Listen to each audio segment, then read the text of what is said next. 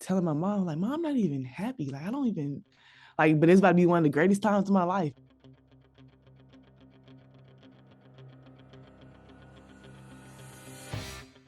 Today on the show, we have former college hooper from the Green Wave of Tulane University. She's the new recruiting coordinator and assistant coach for the University of Memphis women's basketball program. Harlan Wyatt is up next. Welcome back to the show. Today's episode is the 7th in our special limited series featuring the staff of the University of Memphis women's basketball program. She hails from Atlanta, Georgia, where she made her mark as a high school hooper, then on to New Orleans to play college hoops with the Green Wave at Tulane University, finishing her college career with nearly 700 career points, 571 rebounds, and a career field goal percentage of 48%. She's the new recruiting coordinator and assistant coach for the University of Memphis women's basketball program. Welcome to the show, Harlan Wyatt. Hi, Harlan. Hello. Hello. I'm happy to be here. I am happy to have you here as well. And Michael is joining us today for those out there in the listening world. Hey, Harlan, how come you went to Tulane and didn't come to Memphis? That's what I want to know. That's my first question. How come? What's up with that? We weren't good enough for you then, but what's going on? I'm not sure if Memphis recruited me, to be quite honest. Oh. Yeah. I'll give you a pass. So you back here, Yeah. you helping us out right now. Gotta take that up with the old coaches. That's all right. We worried about right now and what you're doing right now. So we're happy to have you on the show. I will say, when we met at that dinner out at Southwind, there was a previous coach there and sitting at our table, and I'm hoping that we can get her on the show soon, because I think she has an interesting story as well, and she was quite full of life. I really liked her and liked talking to her. Okay, everybody. So before we get into the conversation with Harlan, we want to remind everyone that the Memphis women's basketball tickets are on sale now at GoTigersGo.com. The season kicks off with their very first home game, November 9th versus Alabama State at the Elma Rome Fieldhouse on the main campus of the University of Memphis. Season tickets start as low as $31 plus some change. I hope to see everyone there because I will be there cheering you guys on. And so let's get into our conversation with Harlan. So Michael actually had a really good question before we started recording, and I cut you off. I want to know, how did you get your name? I love your name. That is a great question. And I have so many stories. Like, people in my family would tell me that they came up with my name. So I don't really know exactly, but I like to, one of my aunties, she came up with my name, but my dad's name is Horace and it starts with an H. And I was the firstborn. So they wanted my name to start with an H. And now my brothers, my two younger brothers, they also have H names, Hayden and Horace. So I really don't know. My grandmother's name is Carolyn, and I always try to say that it came from her, but I don't know if that's the real story. I just That's make the story up a you're good. sticking to it, huh? That's right. That's Yeah. the story. That's a But story. I do want to. Well, Carolyn, my grandmother, she actually passed away this year, so I do want to talk about her because she was a civil rights activist and oh wow, amazing woman in Atlanta. Like, she knew Martin Luther King and marched with him and went to jail. She knew Martin Luther King. She did. They have pictures together. She was. You heard us say Martin Luther King. Martin Luther King. So, yeah. She did, and she was the first Black woman city councilwoman for the city of Atlanta. So how does that make you feel? Amazing. Well, to me, she's just she was my amazing grandmother to me. But she was. I hope to be as amazing as she was in life and accomplish all the things that she did. But she did a lot for the city and for Black women like me. So man, I know she's proud right now. I hope she is. Ain't no hope. Shoot, that's all parents want. So for everybody kids to be able to take care of themselves. So I know she's proud. So for everybody out there, what's her name? Her name is Carolyn Longbanks. Carolyn Longbanks. Okay. I just want to give a shout out to her legacy, and that gave me a little bit of chills.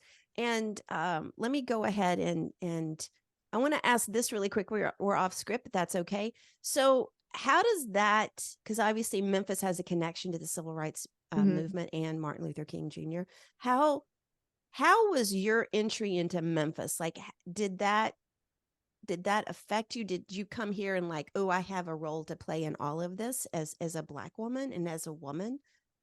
Um, oh, Or did I might get emotional, Lord, oh because um, on my way here is like the time she passed. So Oh wow. oh yeah.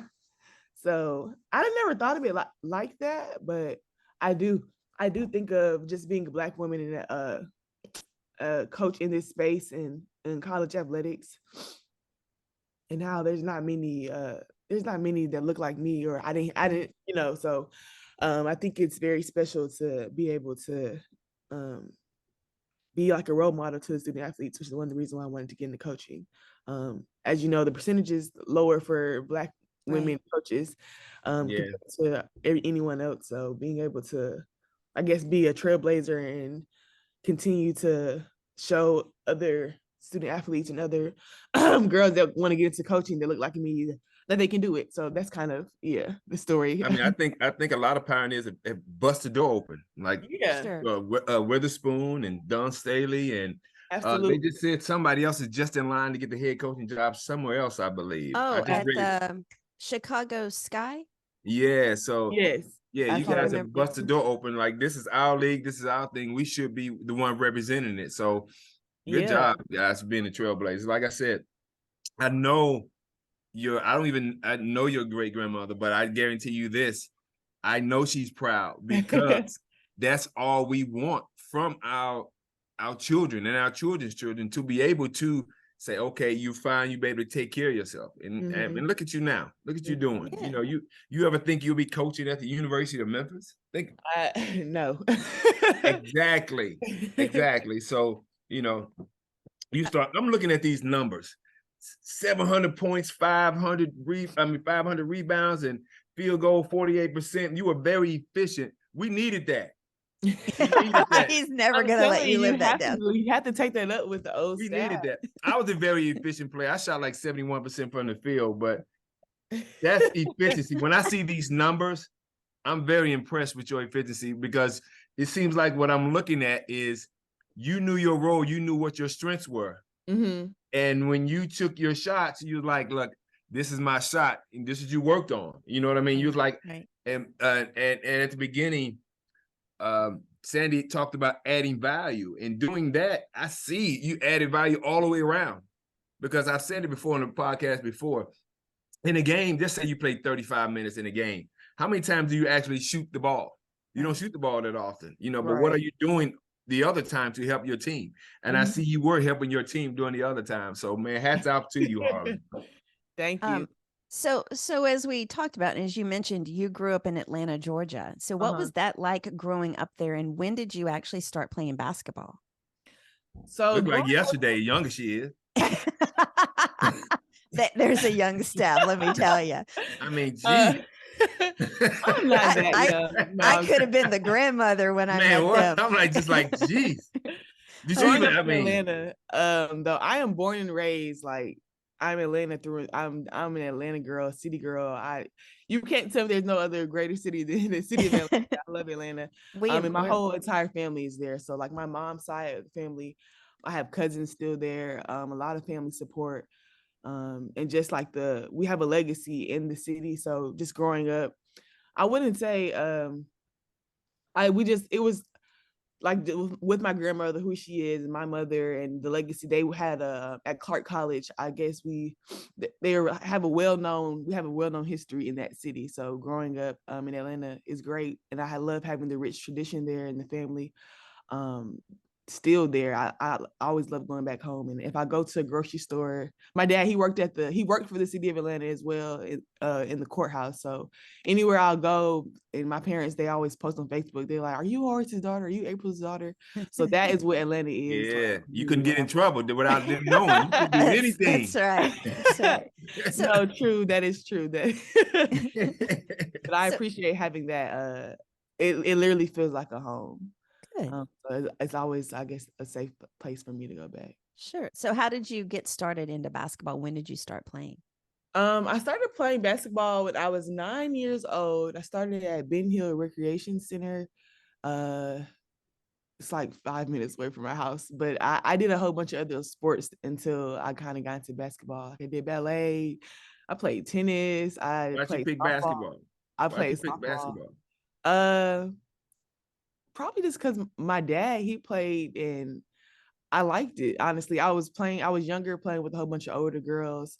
And I think at first it was very challenging for me, but also people were telling me like, you can be really good at it, because I was way taller for my age. And I was like, if you start working at it right now and at this young age, you'll imagine how good you can get. And then also it didn't come until maybe like when I was in middle school, but I played at AAU or travel ball, and one of my AAU coaches came up to my mother and I after practice and was like, she can go to college for free.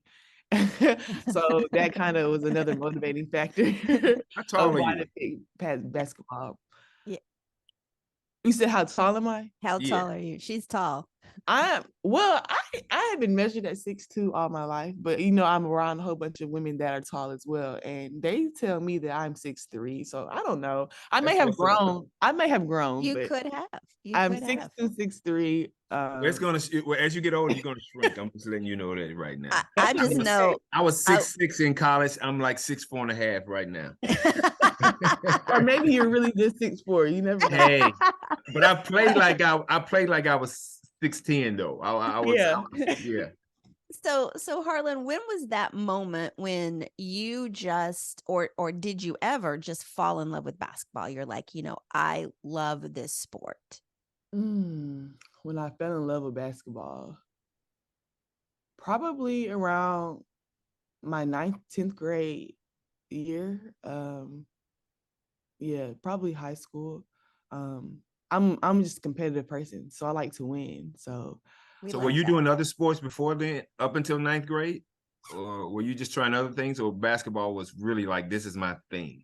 No, I knew I was going to do basketball. Like that, basketball is my thing. But when I went to a different school in 9th grade, I went to Grady High School, and then when I went to 10th grade, 10th grade, then 11th grade, 11th grade, I got a new coach, and she wanted us to have another sport before we started the season. Interesting. Just so we could stay in shape, I guess. I don't know, but I chose I had to pass the softball, so I played softball for my 11th and 12th grade year of high school, and I was the pitcher. Wow. You play volleyball. I did. I had to play like one game because she was actually the volleyball coach, but I honestly don't know anything about volleyball. I don't know how to play volleyball. I had no interest, honestly, in playing volleyball. But yeah. I've tried and it hurts I just can't do it. It hurts my arms. I don't know how to do it.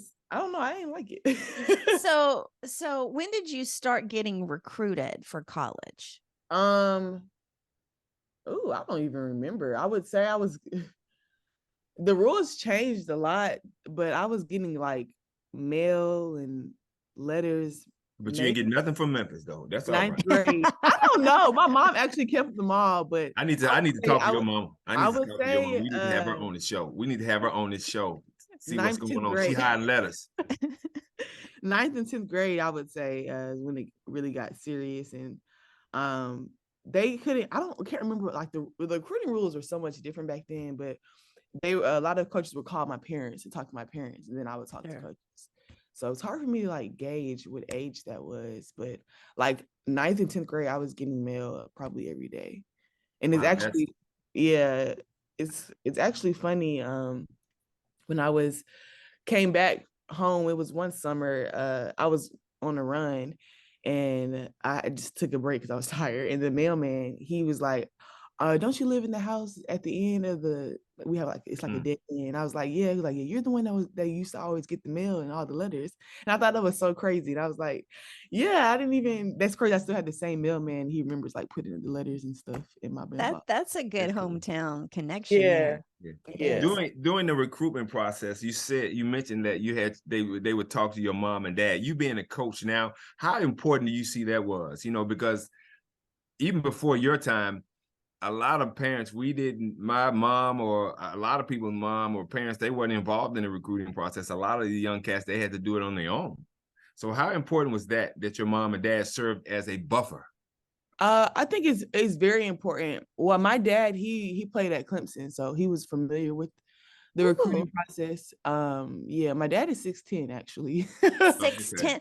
Okay, Yeah. okay, really quick side question. Did he play pro ball at any time? Yeah, he played for 10 years in France. We got another potential guest. Okay, continue. Yeah, you can. He loves to talk. Yeah, he'll love to be on here.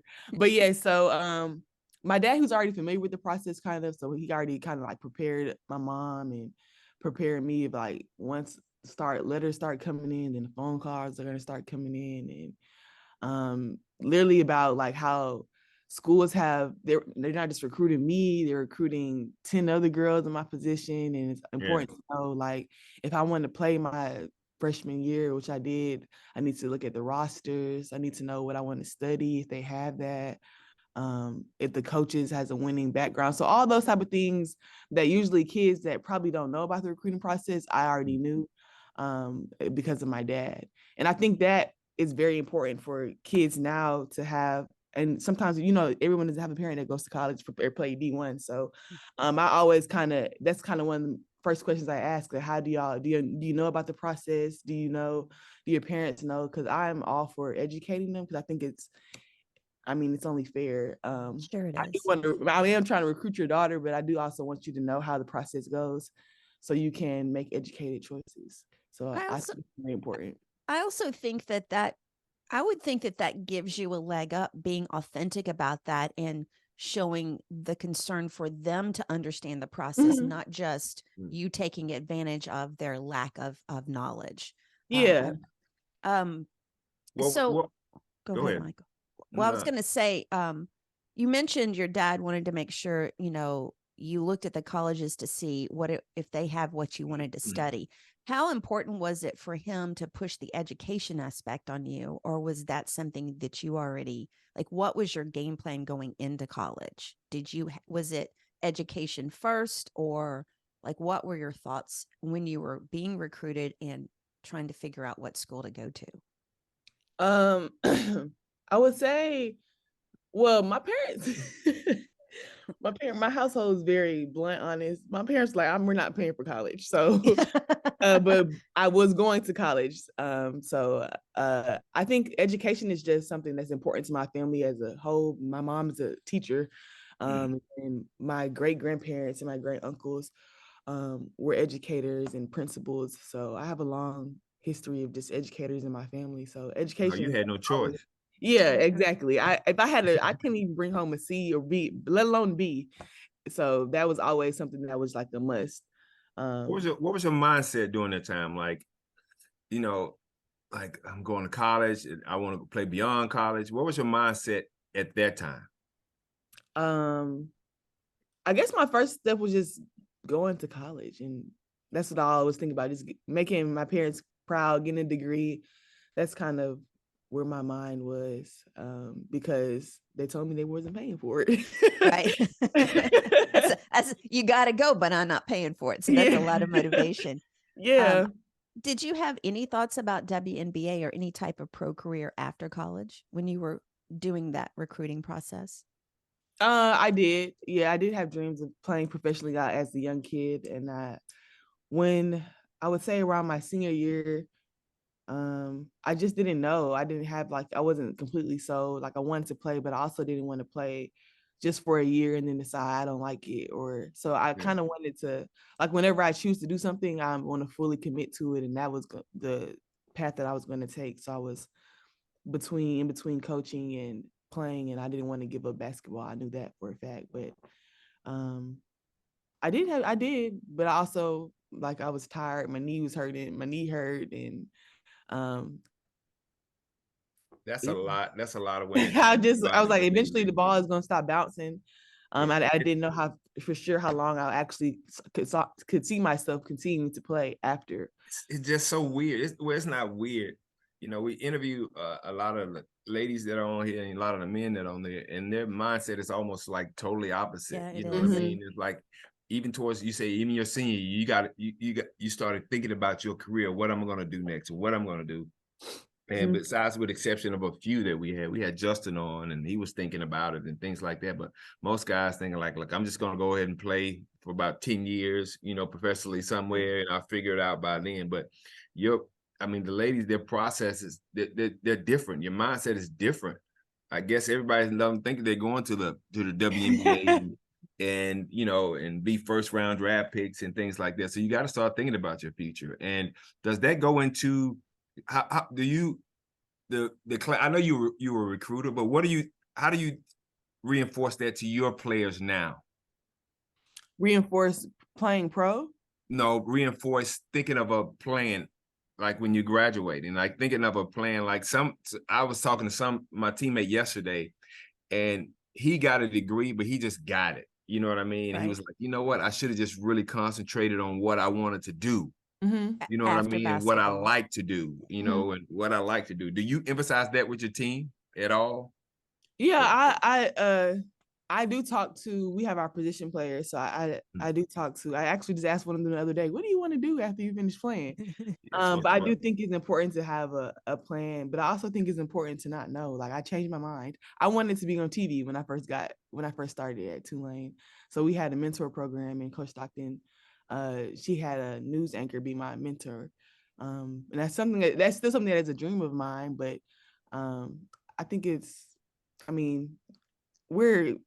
mind gonna change. You might have a new dream here, a new dream there. So I think it's important to have a plan, but as long as you have like some type of ambition or motivation to do something with your life and have some type of purpose, I think that's more important than kind of like, I want to draw it out this way. But when life gets real and you have to start making a decision, Yes. I mean, you're gonna have to make the decision. So that's where I kind of, between playing and being a coach, like I called my friends that were pro and I called my friends that was coaches, and I kind of just weighed my options that way, and I made the decision, and I'm happy with my decision. I respect that. I respect that. That's beautiful. So I mean, Sandy can attest to it. It's just like, it's like totally opposite. You know, it is. You know, the only interesting one was not that I want to rephrase that. All of y'all have been incredibly interesting, but Whitney was the one that her only goal was WNBA. Even after she got hurt, that was the only thing she thought about. And that was a rare thought process, because for most of the females we've talked to, it's been the other way around. Let's talk about Tulane. Let's talk about, you were there for 4 years, correct? Yes. Okay. Let's talk about, was there any culture shock? Did you love New Orleans? Like, how was it like playing down there in the Big Easy? I always love saying that. No, I did love New Orleans. Culture shock, I think if anyone goes to New Orleans, it's gonna be a culture shock. It's just a different city, but in a good way. They have their own, literally their own type of culture, you're only gonna find that in New Orleans. Exactly. What you find there. So I don't want to talk too, I just make them sound too good, because Memphis is just as good. But No. I did enjoy playing in New Orleans. I enjoyed playing for Coach Stockton and her program. She's a highly successful coach. I mean, winning is what she knew how to do. So that's one of the reasons why, and consistency and longevity is one of the reasons why I chose to play there. That was very smart. Consistency is such an underrated attribute in the development of an athlete. And you know, with all these changes going on and this portals and things like that, people really they don't get too much consistency. So I'm glad you said that. That's very important and very underrated. So your time at Tulane was good. Did you miss home? Did you ever get homesick? I mean, believe it or not, I wanted to play. I didn't want to go to school in Georgia. I wanted to get away from home. So I did miss home. I always miss my family. But I feel like I had a family at Tulane. So that's another reason why I thought I made a good choice, because I didn't feel like I was missing anything. And my family, they were able to come to some games, and then games that we had away, maybe they were close to Atlanta. So I'm a big family person though. So anytime I got a chance to go home, I did. That made it. It's right up the street, right? It was right. It's a 6-hour drive, driving through Alabama and Mississippi. You gotta be careful driving through Alabama. But I made it home. I made it there and back safely. We had a recruit. I remember. Sorry, Sam. We had a recruit. I remember we always connected. We were trying to get a recruit when I was there in Memphis, and I was playing. His name was Gerald Honeycutt, and he played at Tulane. And Sounds familiar. His his two choices were Memphis and Tulane, but he chose Tulane too. But I talked to him some years back. I was like, "Yeah, you ever regret that decision?" He's like, "No, he was good." I was like, "Man, we could have even took it to another level. We were really good when I was there, but with him, we could have took it to another level as well." Yeah. Have you heard of him? Put her on the spot now. No, Baby, you're a baby. it's okay. You know, half the time because I mean, I never played sports, let alone basketball. And so sometimes we'll be on interviews and they're dropping names and I'm like, I have no idea who you're talking about. And I just go with it. I do want to ask about, you know, we've had some people that have talked about how hard it is to play for a home team, you know, and there's a lot of discussion usually on a regular basis in Memphis about Memphis fans and how hard it is to be a Memphis player and play in Memphis. And obviously Michael can attest to that as well. But, you know, we also have guests that say, you know, like you did, they wanted to play away from home. They wanted to get a different experience and another identity.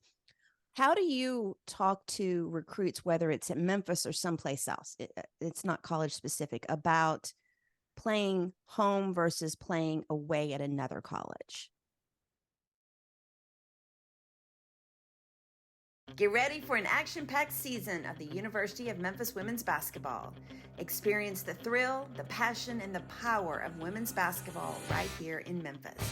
Be part of the excitement. Join us in the stands and cheer on our Memphis Tigers.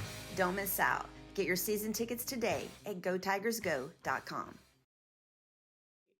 Well, for me and my choosing why I wanted to play away from home, I think it just builds character and it just prepares you for life. So talking about it with recruits, I just asked them I think it's what they're most comfortable with. Sure. But I think that I always say like the people make the place and not the place, you know. So wherever you choose to go, it's going to feel, like I said, Tulane felt like home because of the people that are around. So I definitely think that when you come to Memphis and you come to play for Coach Alex's program and meet our staff, that you're going to feel at home. It's going to feel like home.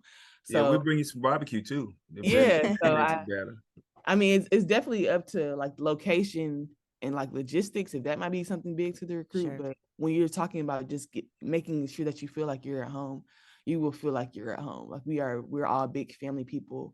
We all value making everyone comfortable. And I think, you know, the more comfortable everyone is around, the more safe they feel, the performance will be better, the environment will be better, it's healthy. So yeah. That was, you know, when I met all of you guys, all of you ladies and Josh, you know, that was the first thing. I even called Michael, I think right after I left the dinner, and I said, oh my God, I love them. Like it was just this immediate, like, you know, I just loved all of you because you were just so open and honest and friendly. And that was the word I said. I feel, you know, family was what you guys just kind of pushed out with your aura.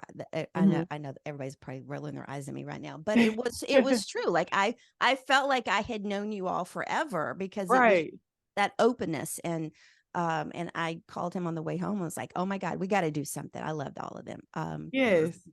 And I think that like when people like, we can say it all we want to recruits on the phone, and we can tell you, like, we really mean it. I always tell them, like, I know people are probably a whole bunch of coaches are telling them that family is something that's important to them. But like, once you get here, you're going to feel it, and we don't even have to say it anymore. Like, you're exactly right. Cause I felt it, and I'm not even a recruit. I felt it immediately. Like there was no reason for you guys to be nice to me.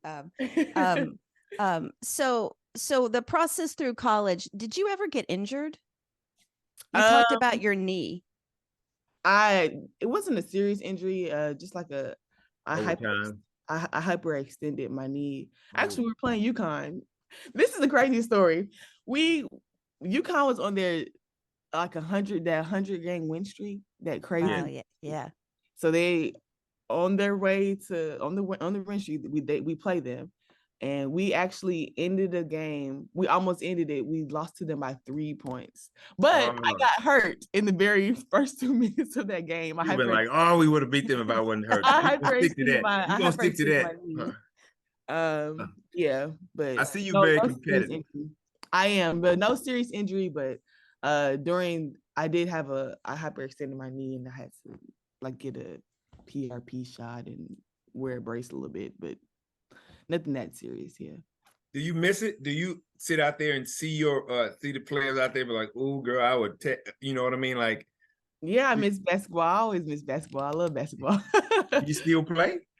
I mean, not really. No. No. I will if I have to. Like we play against our players, I will. Or if I like in our workouts, I kind of play one-on-one with one-on-one with Lakin sometimes, but I mean What position did you play? A little bit I it was looks like I was the center. Yeah. okay. Mhm. Okay. I forgot what I was going to say. Sorry about that. I just lost my train of thought. That's No, all right. oh, I know what I was going to say. So Nadaria talked a lot about how when she took the job at Gardner Webb and she couldn't play anymore, you know, Mhm. obviously because she had a desk job and she talked about how hard it was to stop playing competitive basketball. Did you have that? Did you have that when you finished your career at Tulane? Well, let Mhm. me skip back. Did you have any hopes of going overseas? Like what was that process when you graduated from Tulane and you wanted to take that next step? Yeah, I didn't really want to stop playing. I just made the hard choice too. So I guess when I was a graduate assistant, I still like questioned like, dang, did I make the right choice? I miss playing, or is it still too late for me to go back and Right. play? I even had a conversation like that with my high school coach. But I mean, I just made the I just made the decision to stick with being a coach and still being around the game. But Was that I definitely did consider wanting to play again. I mean, yeah, that was like I didn't have that feeling until maybe like my first year, first year, second year into coaching, where I was like, okay with the choice that I made. what was that transition though? You Mm-hmm. graduate from college and how did you jump into like how because I know you were a graduate assistant, like how was it based on I want to continue my education or I want to be a coach now? What was that thought process like when you graduated from Tulane? Like how did you get into that fifth quarter is really what I'm coming at. Sandy, getting to that fifth quarter was hard. I would say my senior year is probably one of the hardest years mentally for me, just because I did have to figure out what I wanted to do next. And that like it weighed on me. Like I didn't know. So how did I get here? Oh gosh. I mean, like I remember it was around graduation time and I was like telling my mom, like, Mom, I'm not even happy. Like, I don't even like, but it's about to be one of the greatest times of my life. I'm about to graduate college. But I just didn't know. Like that decision was like weighing on me so much. Like I didn't know what I wanted to do. That's your fifth quarter. I couldn't like predict my future. I had no, so it was really hard like to decide. And it's work trying to it's work trying to get a job. It's gonna be work trying to get into coaching and connect with agents. So about the only way I can tell you how I got here is really by God's grace. And but what made Where were me you coaching at first? You were coaching at Tulane first, right? no, I was a graduate assistant at the University of Nevada. So Yeah, Okay. went to Reno. I told my coaches, I told people like just people around me that I wanted to get into coaching, and I know that graduate assistant route was a pretty good way to go because of, I mean, I was going to get a free education, something that was important to me, and it was going to be like a step into coaching. Right. So, I was lucky that I had my double. Her name is Lindsay at Tulane. She was friends with the coach that Amanda Levins at the University of Nevada. They were friends, and Amanda hit up Lindsay, and Lindsay hit up me, and then that's kind of how I got to that job. So The relationships yeah. Networking relationships, Mhm. absolutely. You know, we've talked about that about, you know, I see a lot of, it doesn't matter if you're athletes or regular people, people tend to shy away from that networking aspect because they don't really like want to talk to people they don't know or they don't understand the value of the unknown. You never know who you're talking to, who they know, and how they can help you in the future. Mhm. And going through college, did you did you look at talking to the donors and other people and other coaches as an opportunity, or did you not even think about it? And how do you parlay that into the players that you've been coaching over the past few years? I would say I didn't think of it personally, but my coaches did, and they were always. Again, remember, I wanted to be on TV, so that's what That's true. that's the goal that they were trying to like push me. So like people when they would come to interview us before the games, or they always tried to put me in positions so I could be around people that were on television. So Right. I remember like Debbie Antonelli was in the airport, and she's good friends with Coach Stockton and one of the Coach Dunk. So I walked with her, I talked to her in the airport. I like her name. I believe her name is Angel Gray. She came to interview us in the practice, and they Coach Stockton set up a time for me to talk to her. So there's things like that, which I didn't realize as a player was Sure. networking. Sure. But I took advantage of it. Like I talked to them. I asked questions. I learned how to like if I wanted after I graduated, if I wanted to get on TV, like how I could do it. So they gave me advice in that way. But as if I didn't have that, like them pushing me to do that, I probably wouldn't have known how Right. important it was either. And then my last year, I got into the So You Want to Be a Coach program. They do it during the Final Four for seniors. And that was like a big networking event that I had no clue about. But that was another thing that kind of opened up my eyes to one, coaching, and also how important it is and how many people there are around that I have that I can get help from. I actually still have a group of friends from that group, and we talk almost every day. Oh, that's awesome. I love Beautiful. that. The power of networking and making those friend connections. I mean, Michael and I met through the Memphis Rebounders, Mhm. and then here we are with the podcast, and now he's probably like, "Oh my God, I got to hear from her again this week." And No, I don't. I don't. um, I enjoy saying, I do. I No, enjoy yeah, I think it. it's very important, and I'm still working on that myself. Just, I mean, it's something that I think you always have to grow in exactly, as a You have a exactly. professional. lot of power. You can pick up the phone. Mhm. You say, "Hey, I'm Coach Wyatt, University of Memphis." Make some things Hey, happen, girl. I You have can to make, you can remind make I some have to things happen. remind Michael of that too. I think, and especially I think as women, we forget or we don't take into consideration Mhm. our own power. I think that that's especially true of women, and I think you would be really surprised at how many people know who you are and that you have influenced. You just don't necessarily know that.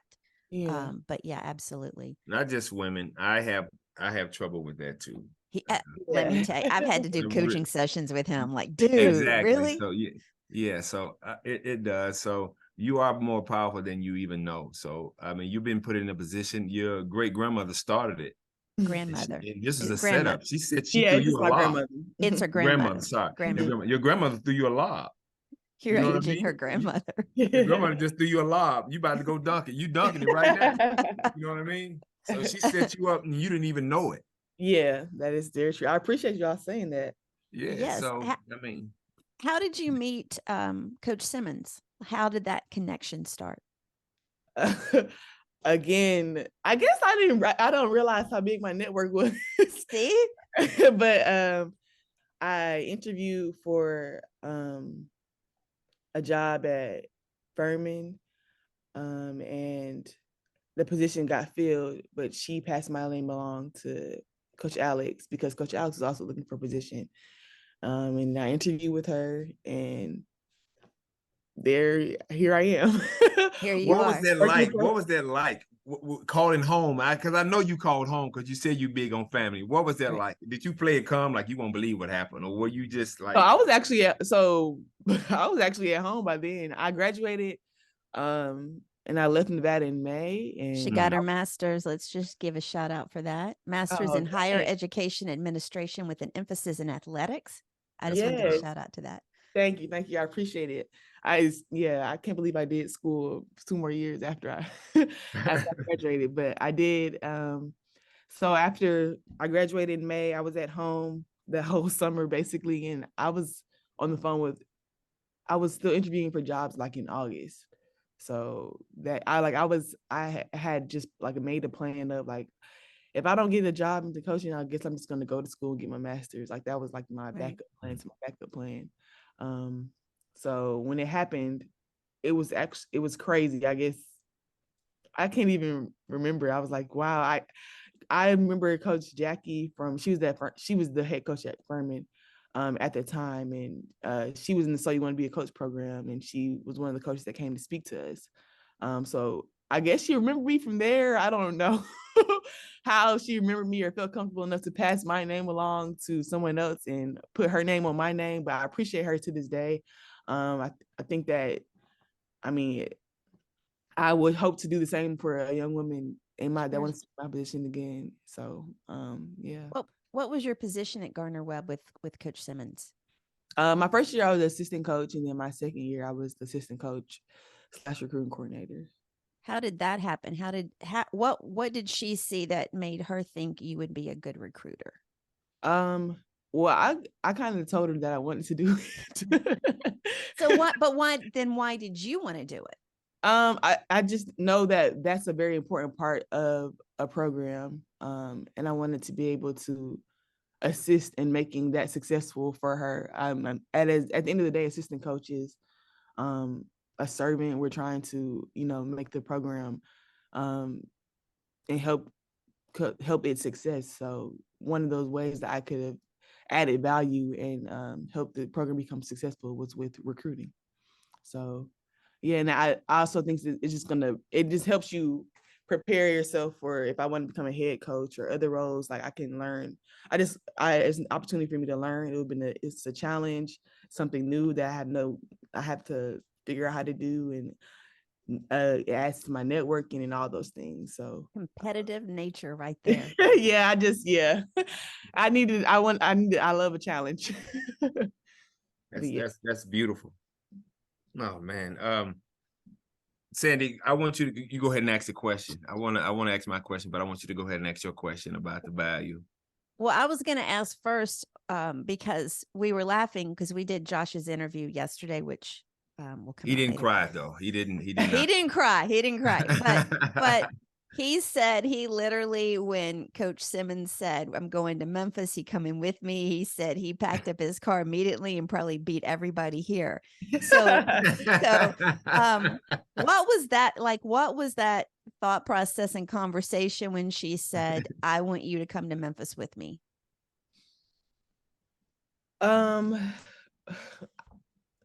Me and Coach Alex, we're pretty close. Like I feel like we have a really a great relationship. So when she asked, I was looking at her like, "What do you mean? Why is that even a question?" I was expecting her to know my answer before I answered. Yeah. Like why would I not do that? Yeah. So that's kind of like what it was for me and her. And I feel like once she kind of like she asked, and then I told her I was like, yeah. Or if it was anywhere else, I probably would still say yes. So right. But that's just how much I think that just speaks to her leadership. And it does. I tell recruits on the phone, she's the first coach to give me opportunity to coach as an assistant coach. That's beautiful. One level. So why would I mean, and she still has goals and stuff that she wants to reach, and I have goals I want to reach, and I'm here to help her just like she helped me put me in the position that I am. So yeah, I was like a no-brainer. Like, what type of question is that? Yeah. I can just see this caravan of cars going from Gardner Webb to Memphis, and all of y'all like back to back moving. What was your favorite part? What's your favorite part of Memphis?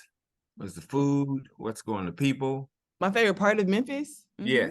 I would definitely say the community. Like there's support, like you feel the support.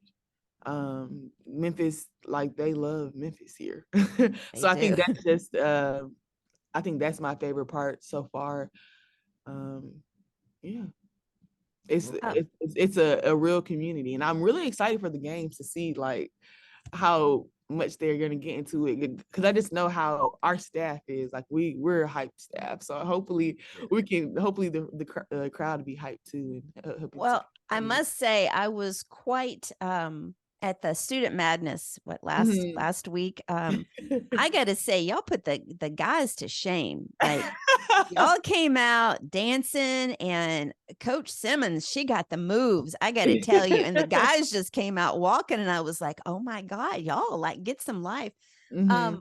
But let's give a shout out. I believe that you guys have sold more season tickets Mhm. since 2011, I think, or Mhm. 2012. I think that says a lot about your staff and just not losing the energy from last season, and really pushing that level of excitement much, much farther than the past 2 years. Mhm. And I think that says a lot, and I'm excited about that.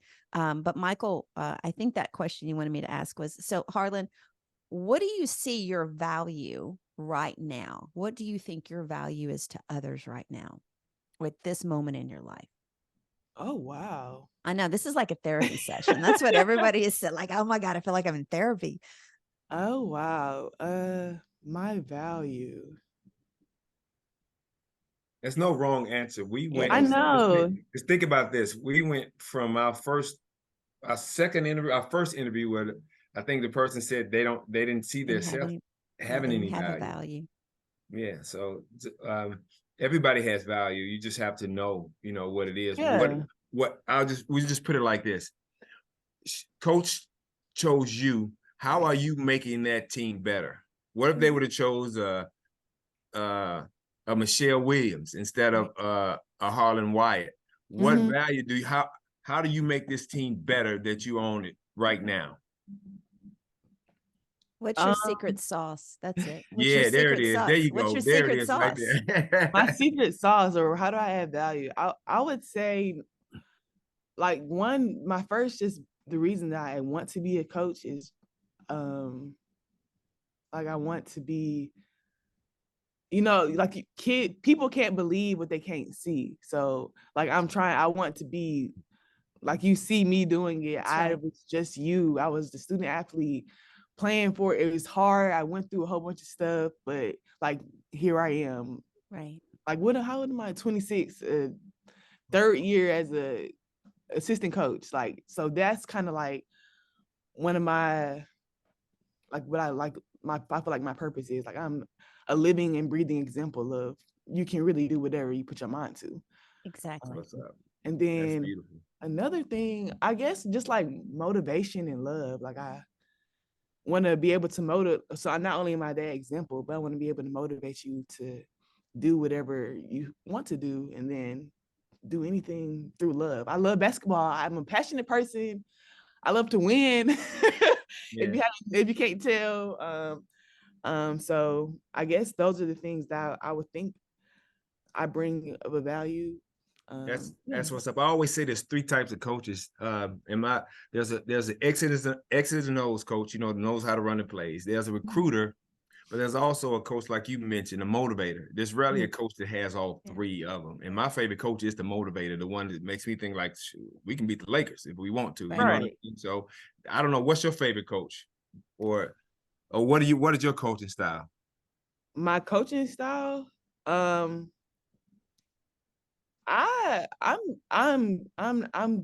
competitive. So I always, like, as a position coach just right now, like, I tell them almost every day, I want y'all to be the best post players. Whoever we go up against, I want you to be better than them. It's that And motivated. that's just Right. kind of like, that's just my attitude too. Like, I Yeah. just, whatever, if I'm about to do something, I'm gonna do it the best I can, and I'm not gonna be worried about who I'm going up against, because I believe that much in myself and how much work I put in. So That's um mindset is everything. yeah. And I think that, I've read so many things and listened to so many things that, like, mindset is so much a part of, Mhm. quote, the Yes. game. You can have all the skills in the world, but if you don't Mhm. believe in yourself, if you don't Mhm. believe that it's possible, that talent will not do any good Mhm. whatsoever. You're right. Yeah. Absolutely right. All right, Harlan. Here's another You tough started question. playing basketball at what age? I believe I was 9 years old. Okay. Wow. Okay. So right now, that's not long ago. So right now, you saw Harlan at 9 years old in the gym playing basketball. What would you go up and tell Harlan right now That at 9-year-old 9 little years girl. old? Mm, it'll all be worth it. Mm. Yeah. I would tell her it'll all be worth it. Okay. That's simple and to the point. Yeah. That's a great answer. That's a great Yeah. answer. What was I going to say? I was going to say, I think it's interesting, we started the conversation off about your grandmother Mhm. and, growing up seeing strong women in your family Right. and being able to pass that on to all these other young women out there. I think that is a value that maybe you don't see so much in yourself, Mhm. and now I'm going to get emotional, but you can pass a little bit of your grandmother on to all these other young women out there. And her legacy can live on in them. And I think that's a powerful thing to be It able is. to be able to pass previous generations on to future generations. I think that's a really good So your grandmother set you up, girl. She set you up. You just don't even know. You better go and tell her thank you because she set you up. I mean, to be able to do that and what Sandy just said, to put you in a position to kind of, I always say this, you even said it yourself during this interview, you can tell people anything. I can show you better than I can tell you. And by her showing you this and showing you what hard work means and your mother and your father, and you've been able to get in position at 26 years old to be for in your 3 third years year now. coaching. Yeah. You know what I mean? That's absolutely incredible. And that goes to show you that she really did give you the ultimate assist. Yeah. Oh, I like that. That was a great one. That was a great one to end. Yeah. Okay. Harlan, thank you so much. As we come to the end of this episode of the fifth quarter podcast, we want to thank everybody for joining us in today. And we want to also remind everyone to give us a follow on Apple, Spotify, and subscribe on our YouTube channel. And of course, we'd love a 5-star review on Apple Podcasts. It helps people find our podcast and hear all these amazing stories from all the athletes that we have talked to. If you're interested in becoming a sponsor for our show, you can contact us through our website at 5thquarterpodcast.com. And for all you Memphis fans out there, join me in supporting our Memphis women's basketball team by purchasing your season tickets today at GoTigersGo.com. Reminder, the first home game is Thursday, November 9th versus Alabama State at the Elmer Rome Fieldhouse on the main campus of the University of Memphis. Harlan, thank you so much for joining us today. We're so excited to see the team get started on this incredible next journey of you guys. Thank you so much. I was so happy to be here. You all were great. And I love what you all are doing for helping our, support our team and women in sports. Oh, that's what's up. I'd rather coach girls than boys anyway. So, we always talk about that. Girls play more together as a team and guys are like, I'm going to do it myself. You know what I mean? So exactly. So thank you all for joining us on this episode with our guest, Harlan Wyatt. You can catch her, the whole stuff, and our Lady Tigers in just a few weeks. Until next time, remember, change is our ally and it paves the way for greatness. Stay inspired. Have a great rest of the week, guys. Thank you.